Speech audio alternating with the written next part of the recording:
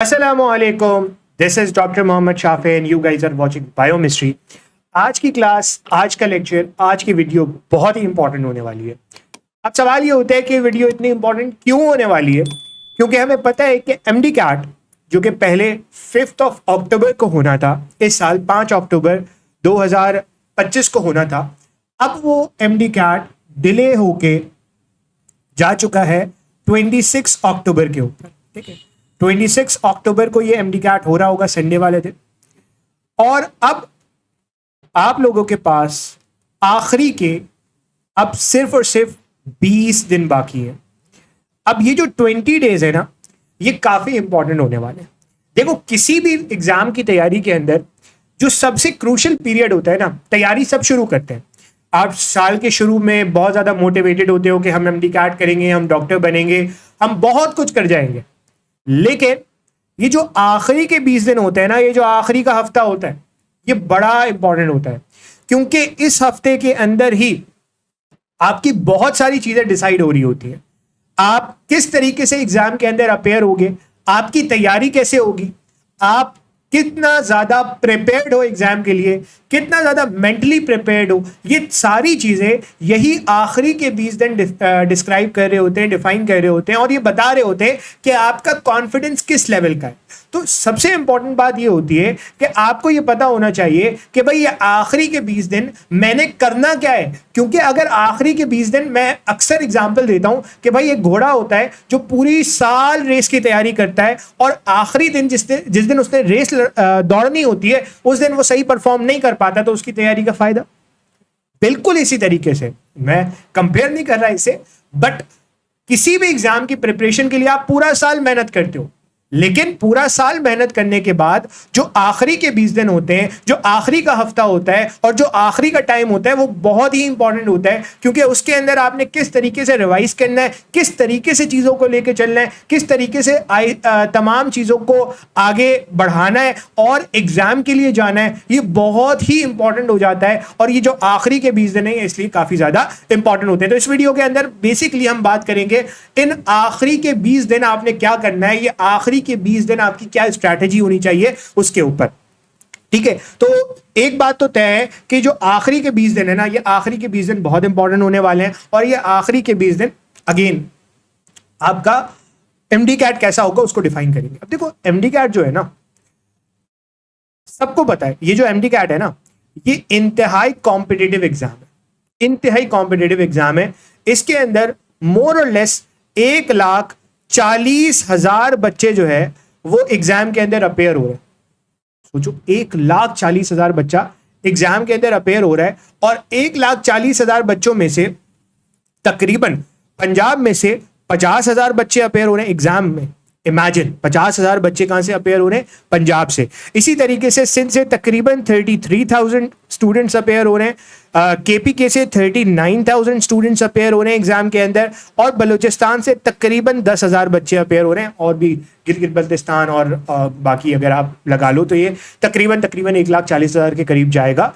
तो इमेजिन करो, अगर मैं सिंध की बात करूं, सिंध के अंदर जो टोटल नंबर ऑफ सीट्स है प्राइवेट और गवर्नमेंट को मिला के, वो तकरीबन 5,000 के करीब है। अब सोचो, 5,000 एमबीबीएस की सीट्स के लिए 33,000 स्टूडेंट्स जो है वो लड़ रहे हैं, और 33,000 स्टूडेंट्स जो है वो एग्जाम के अंदर अपेयर होंगे। तो इमेजिन किस कदर कंपटीशन है। इसी तरीके से अच्छा खासा कंपटीशन आपको पंजाब के अंदर भी देखने को मिलता है। तो ये आपका पंजाब हो गया, ठीक है। इसी तरीके से ये हमने बात की सिंध की, देन ये आपका आ गया KPK, and this is Balochistan. ठीक है, तो इमेजिन करो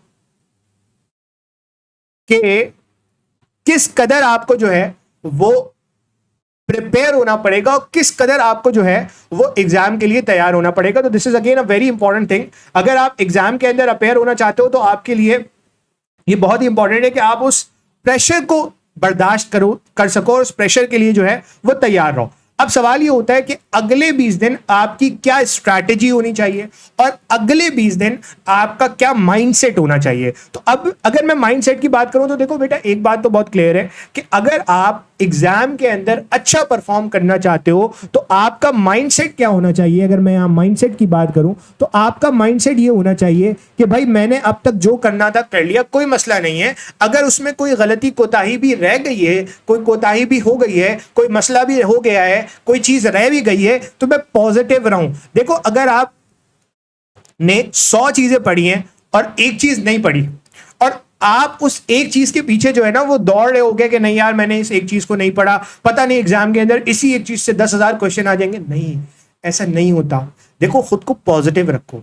आप ये देखो कि भाई आपने पूरा साल मेहनत तो की है ना, आपने पूरा साल पढ़ा है। आपने जब पूरा साल पढ़ा है तो एटलीस्ट यू नो कि आपने 100 टॉपिक्स तो पढ़े, भले से वो एक टॉपिक नहीं पढ़ा, अभी 20 दिन है, कर लेंगे, मसला कोई नहीं है। तो खुद को पॉजिटिव रखो और पॉजिटिव रहने के साथ साथ सबसे इंपॉर्टेंट चीज कॉन्फिडेंट रहो। ये जो आखिरी का हफ्ता होता है ना, ये बच्चों को काफी ज्यादा फील होता है कि यार हमारे अंदर तो अब कॉन्फिडेंस ही नहीं रहा, कैसे हम एग्जाम के अंदर अपेयर होंगे, पता नहीं हमसे कितने ज्यादा अच्छे बच्चे जो है वो एग्जाम के अंदर अपेयर हो रहे होंगे। तो भाई खुद को कॉन्फिडेंस दिलाओ, खुद को कॉन्फिडेंस दिलाओ और सोचो आज से ठीक 1 साल बाद, यानी कि अभी से अक्टूबर चल रहा है, अगले अक्टूबर के अंदर जब आप होगे, यानी कि अक्टूबर 2026 के अंदर, तो अक्टूबर 2026 के अंदर आप मेडिकल कॉलेज के अंदर होगे। देखो, जब दिल को आप ये बताओगे ना कि मैं तो तैयारी कर चुका हूं, मैं तो एग्जाम में कामयाब होऊंगा, मैं कॉन्फिडेंट हूं, मैं कर सकता हूं, तो आपका ये जो एटीट्यूड है ना, ये आपको बहुत काम।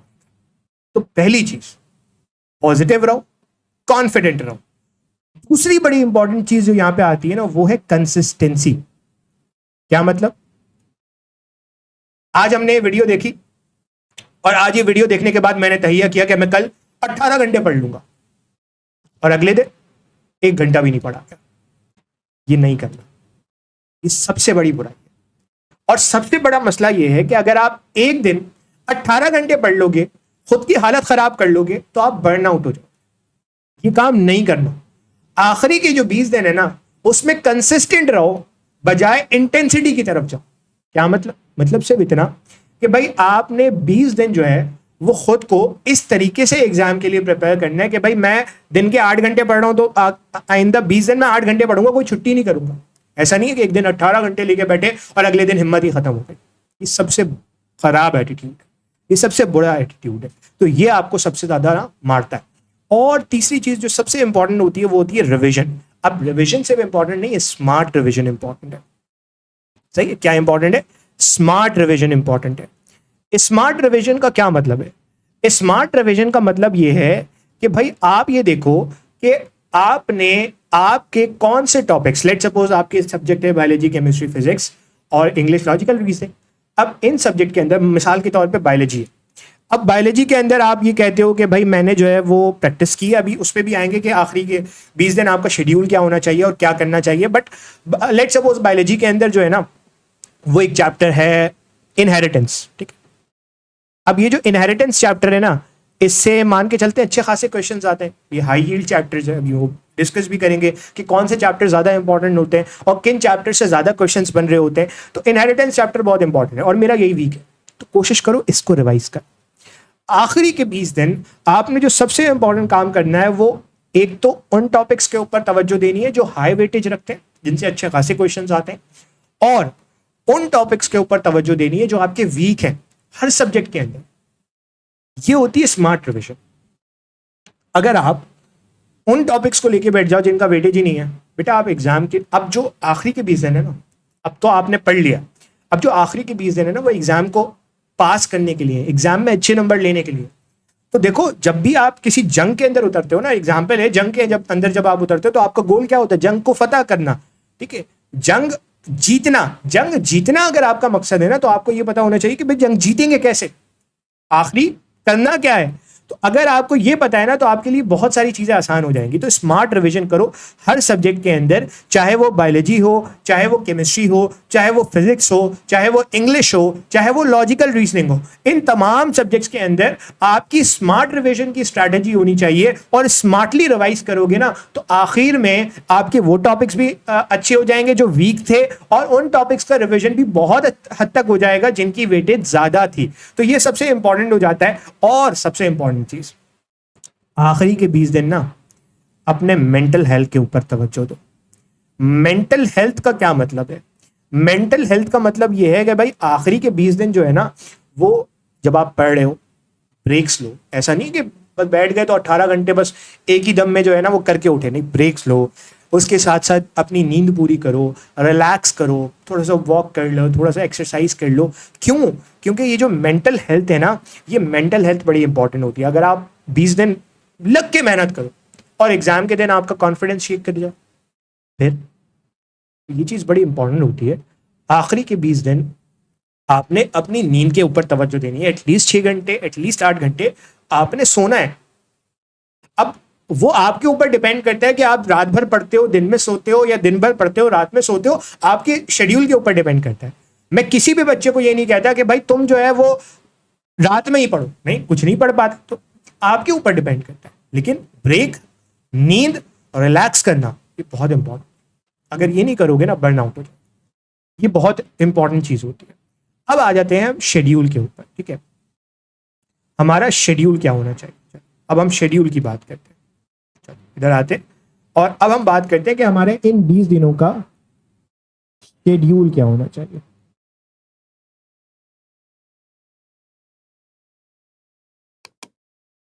अब शेड्यूल की जब मैं बात करता हूं तो मुझे एक बात तो पता है कि मैंने अपने दिन को 3 हिस्सों में डिवाइड करना है, 3 पार्ट्स में डिवाइड करना है।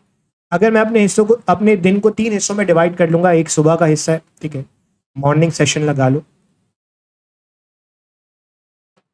फिर इवनिंग आ गई, शाम के वक्त, मॉर्निंग प्लस आफ्टरनून एक ही लगा लो, सही है, एंड देन फिर नाइट टाइम आ गया।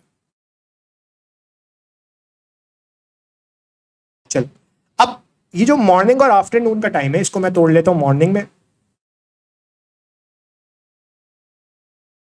और आफ्टरनून। मैंने पहले ही कहा है कि इनके दरमियान आपने ब्रेक जरूर ले लें, कि हर 1 घंटे बाद 20 मिनट का ब्रेक ले लो। अब ब्रेक से मतलब ये है कि आप ऐसा नहीं कि मोबाइल उठा के बैठ गए, नहीं, रिलैक्स करो, लेट जाओ, थोड़ी देर चल फिर लो, स्ट्रेच कर लो, कोई एक्सरसाइज कर लो, इस तरीके से कर लो। ठीक है, इसका मतलब ये नहीं कि मोबाइल में रील स्क्रॉल कर लो।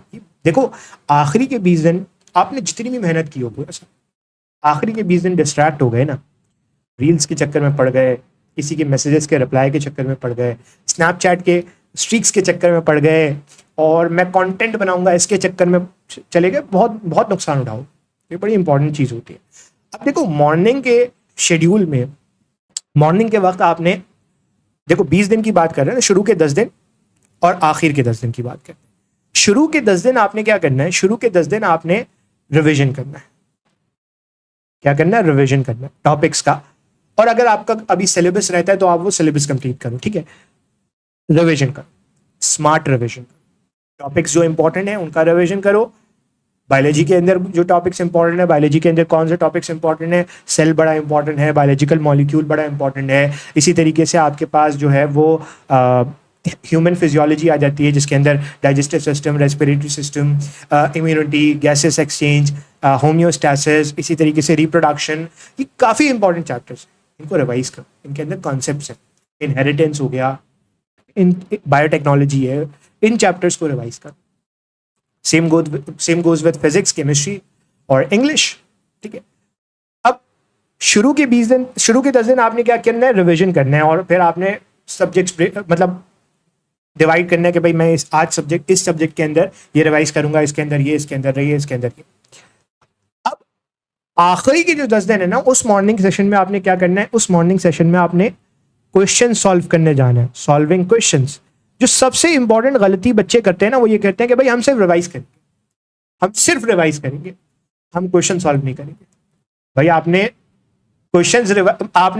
सिलेबस रिवाइज कर लिया, लेकिन आपको पता ही नहीं एग्जाम में सवाल कैसे आ रहा है, तो आप कैसे एग्जाम में अच्छे स्कोर करोगे? आपको क्वेश्चन सॉल्व करने हैं, आपको पास्ट पेपर सॉल्व करने हैं, ठीक है। कौन से पास्ट पेपर्स?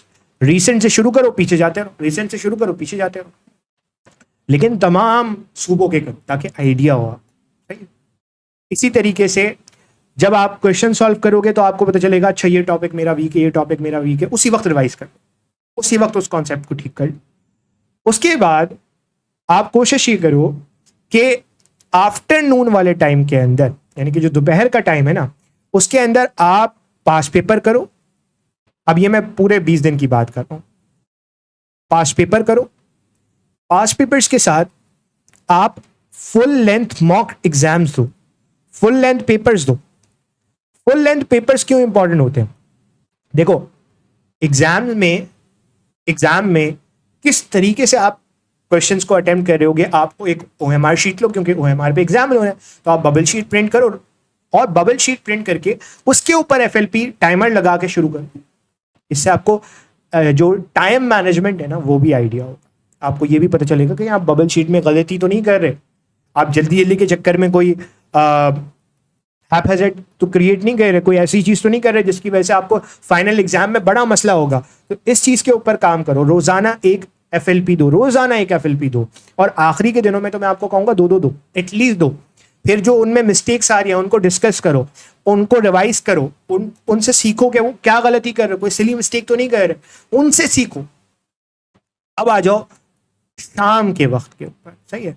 इसको आप अपने हिसाब से तोड़ भी सकते हो, लेकिन आपने अपने जो भी आप शेड्यूल अपना रहे हो उसमें आपने 3 हिस्सों में डिवाइड करना है उस चीज को, ठीक है। अब यहां पे इवनिंग वाले टाइम में अगेन आप उन सब्जेक्ट के ऊपर काम करोगे जो वीक है, सही, जो वीक है। अब फिजिक्स के अंदर फॉर्मूला के ऊपर ज्यादा फोकस कर लो, बायोलॉजी में आपकी जो डिफरेंट ऐसी चीजें हैं जैसे इनहेरिटेंस हो गया, इस किस्म के जो टॉपिक्स हैं उनके ऊपर काम करो, ठीक है। ट्राई करो कि सुबह अगर एक सब्जेक्ट का रिवीजन किया है तो शाम में एक सब्जेक्ट का रिवीजन कर लो या 2 सब्जेक्ट का रिवीजन कर लो। आपके पास तो अच्छा खासा टाइम है तो इस तरीके से कर लो, ये सबसे इंपॉर्टेंट हो जाएगा। और आखिरी जो आपका रात का वक्त है ना, रात का वक्त कोशिश ये करो कि आप अपनी नींद पूरी करो, और जो भी टाइम आपको मिल रहा है ना इसके अंदर भी आप जो है वो क्वेश्चंस अटेम्प्ट करो, इसके अंदर जो है वो लाइट रिवीजन करो, ताकि आपको सोते हुए ना स्ट्रेस फील ना हो, आप एटलीस्ट जैसे कहेंगे एक अच्छी नींद ले सको। ये सबसे इंपॉर्टेंट होता है। अब मैंने सब्जेक्ट के ऊपर बात की, बायोलॉजी के अंदर आपने क्या करना है, बायोलॉजी के अंदर आपने ह्यूमन फिजियोलॉजी, जिसके अंदर होम्योस्टैसिस आ जाएगा, डाइजेशन आ जाएगा, रिप्रोडक्शन आ जाएगा, आपका वो आ जाएगा गैसेस एक्सचेंज आ जाएगा, इम्यूनिटी आ जाएगा। इन चैप्टर्स के ऊपर ज़्यादा तवज्जो दो, इनके एमसीक्यूज प्रैक्टिस करो, ठीक है, इनकी डायग्राम्स के ऊपर काम करो, इनके जो है वो पास्ट पेपर सॉल्व करो, देखो कहाँ कॉन्सेप्ट के अंदर आपकी गड़बड़ आ रही है, रिवाइज करो। इसी तरीके से केमिस्ट्री के अंदर ऑर्गेनिक केमिस्ट्री है, इनऑर्गेनिक है, इसके ऊपर काम कर लो, ठीक है। सेम गोज विद फिजिक्स, आपको पता है कि आपका कौन सा टॉपिक वीक है और किस टॉपिक के ऊपर आपने काम करना है, ठीक है। अब सबसे इंपॉर्टेंट जो होता है ना वो होता है इंग्लिश और लॉजिकल रीजनिंग। इंग्लिश और लॉजिकल रीजनिंग के अंदर, लॉजिकल रीजनिंग आखिरी के दिनों में भर के प्रैक्टिस करो, क्योंकि देखो लॉजिकल रीजनिंग ऐसी चीज है आखिरी के 20 दिन में आप कर सकते हो, आराम से कर लो। उसके अंदर इतना बड़ा सब्जेक्ट भी नहीं है, और दूसरी बात ये कि इतनी ज्यादा आपने कोई रॉकेट साइंस भी नहीं है, कॉमन सेंस से कर लेना है। आखिरी के 20 दिन कोशिश करो कि लॉजिकल रीजनिंग के क्वेश्चंस प्रैक्टिस करो, इंग्लिश के क्वेश्चंस प्रैक्टिस करो, अच्छे खासे क्वेश्चंस प्रैक्टिस करो, ठीक है। अच्छा, उसके अलावा हमने क्या बात की, हमने कहा फुल लेंथ पेपर्स जो है ना, इन फुल लेंथ पेपर्स को आपने लाजमी देना है। शुरू के 10 दिन तो आप एक एक दो, या एक दिन छोड़ के एक दिन, तो अगर किसी का बहुत ज्यादा सब्जेक्ट रहता है, ये बहुत सारे वीक टॉपिक्स हैं, तो एक दिन छोड़ के एक दिन कर लो, अपने हिसाब से मैनेज करो। फिर सबसे इंपॉर्टेंट ये होता है कि एटलीस्ट आपने क्या करना है, इसको ओएमआर शीट के ऊपर अटेम्प्ट करना है। मैं ओएमआर शीट का जो लिंक है वो आपको डिस्क्रिप्शन में दे दूंगा, वहां से डाउनलोड करके आप उसे प्रिंट निकाल के और उसके ऊपर प्रैक्टिस कर सकते हो, ठीक है।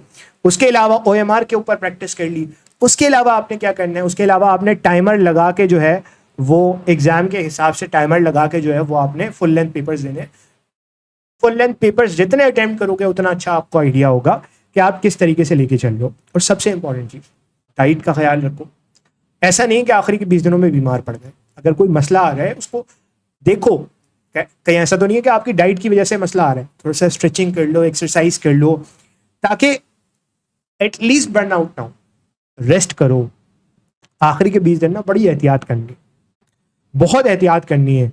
स्ट्रेस नहीं लेना, किसी किस्म का कोई मतलब डिस्ट्रैक्शन की तरफ नहीं जाना कि चलो आज इसका मैसेज का रिप्लाई करते हैं, आज उसके मैसेज का रिप्लाई करते हैं, आज स्नैपचैट के ऊपर स्ट्रीक मेंटेन करते हैं। नहीं, ये काम अगर करोगे ना तो बेटा अपना नुकसान करोगे। रील्स स्क्रॉल करते क्यों भाई, नहीं करने। उसके साथ साथ खुद को जो है ना, देखो याद रखना, MD कैट जो है ना वो एक ऐसा एग्जाम है जो आप आराम से क्लियर कर सकते हो। लेकिन जो बच्चे सबसे बड़ी गड़बड़ करते हैं ना, वो ये होती है कि उनके पास मोटिवेशन नहीं होती।